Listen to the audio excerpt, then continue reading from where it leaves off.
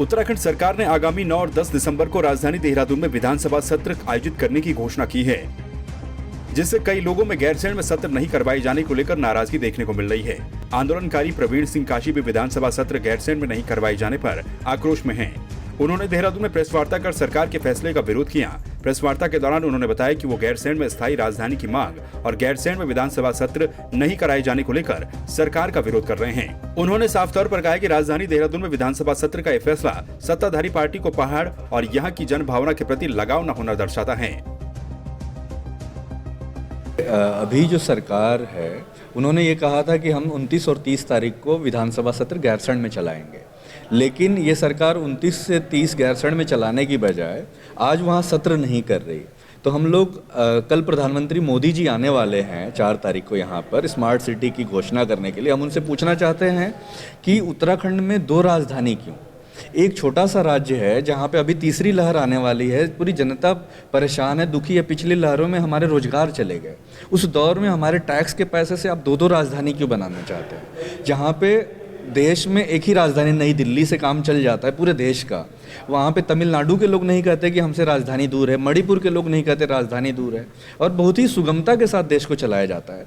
वहाँ पे उत्तराखंड में 2-2 राजधानी, तो ये टैक्स के पैसे की बर्बादी है और ये पूरी तरीके से ठीक नहीं। तो हम लोग यही कह रहे हैं मुख्यमंत्री धामी जी से, जो नौजवान खटीमा से आते हैं जहाँ शहादतें हुई, हम उनसे ये कह रहे हैं कि अगर देवस्थानम बोर्ड खारिज हो सकता है, तीनों काले कानून केंद्र सरकार नरेंद्र मोदी जी ने बड़ा दिल करके वापस ले लिया, तो राजधानी घोषणा करें जहाँ सैनिक बिना इंफ्रास्ट्रक्चर के, बिना सुविधा के हमारे देश की सुरक्षा कर सकता है। वहाँ मुख्यमंत्री जो है वहाँ विधानसभा में जो सुविधाओं से बने लैश है, वहाँ क्यों नहीं बैठ सकते? कैबिनेट मिनिस्टर वहाँ क्यों नहीं बैठ सकते? यहाँ के मुख्य सचिव और डीजीपी वहाँ क्यों नहीं बैठ सकते?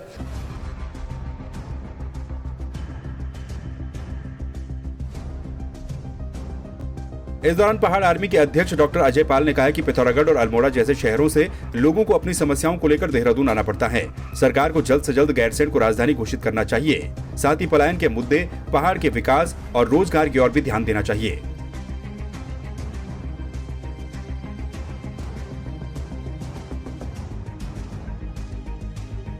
हमारे उत्तराखंड राज्य को बने हुए हैं और सन 2000 में उत्तराखंड राज्य बना और आज 21 साल के बाद भी हम एक स्थायी राजधानी नहीं बना पाए, पहाड़ का विकास नहीं कर पाए।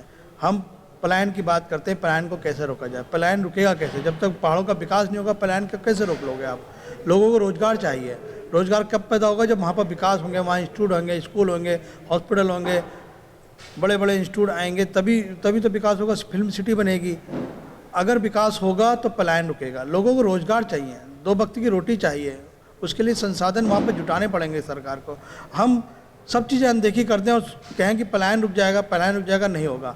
आज दिल्ली में, बॉम्बे में, हर बड़े शहरों में पहाड़ के लोग जाके काम कर रहे हैं। हम अपने शहर में, अपने उत्तराखंड में काम नहीं कर पा रहे हैं। क्यों? क्योंकि यहाँ पर सरकार रोजगार नहीं दे पा रही है। हम चाहते हैं कि सरकार विकास करे, पहाड़ की ओर ध्यान दे, पहाड़ की भावनाओं का कद्र करते हुए वहाँ पर ऐसे चीज़ें पैदा करे जिससे कि विकास हो और लोगों को रोजगार मिल सके। लघु उद्योग को बढ़ावा दे। जितने ज़्यादा लघु उद्योग होंगे उतना ही ज़्यादा विकास होगा, उतना ही ज़्यादा रोजगार मिलेगा, उतना ही ज़्यादा पलायन को रोका जा सकता है।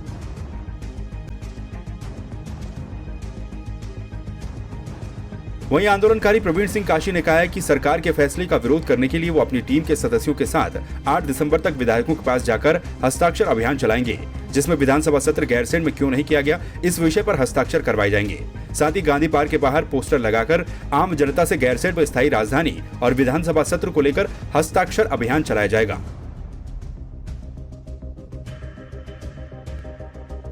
हम 17 से मैं करीब 60 दिन भूख हड़ताल कर चुका हूँ और ये बात मुख्यमंत्री त्रिवेंद्र सिंह रावत जी जानते हैं, ये बात मुख्यमंत्री तीरथ सिंह रावत और अभी धामी जी जानते हैं। तो हम 5 साल मतलब ये कहें कि चुनाव के समय तो ये थोड़ा जो है हमारे आंदोलनों का, हमारे संघर्षों का मजाक होगा।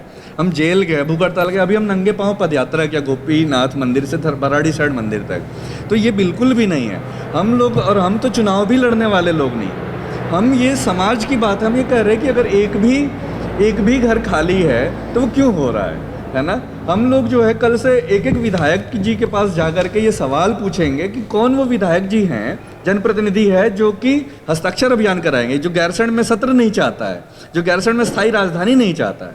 अगर वो स्थायी राजधानी नहीं चाहते वो लोगों को हम आइडेंटिफाई करेंगे और जनता के सामने बेनकाब किया जाएगा, चाहे वो अपोजिशन लीडर हो, चाहे वो सत्ता पक्ष के हों। अगर पहाड़ से कम 40 प्रतिनिधि, 9 जनपद है, 9 जनपदों से चुन के आने वाले लोग हैं, उनसे पूछा जाएगा कि आप लोग क्या कर रहे हैं। आपको बता दें कि प्रवीण सिंह काशी ने 19 नवंबर से 25 नवंबर तक अपने साथियों के साथ गैरसैंण में स्थायी राजधानी की मांग को लेकर गोपेश्वर से गैरसैंण तक 100 किलोमीटर की नंगे पांव पदयात्रा भी की। साथ ही वे इस मुद्दे को लेकर जेल भी जा चुके हैं। संवाद 365 के लिए वीडियो जर्नलिस्ट राकेश गड़िया के साथ रेनू उप्रेती की रिपोर्ट।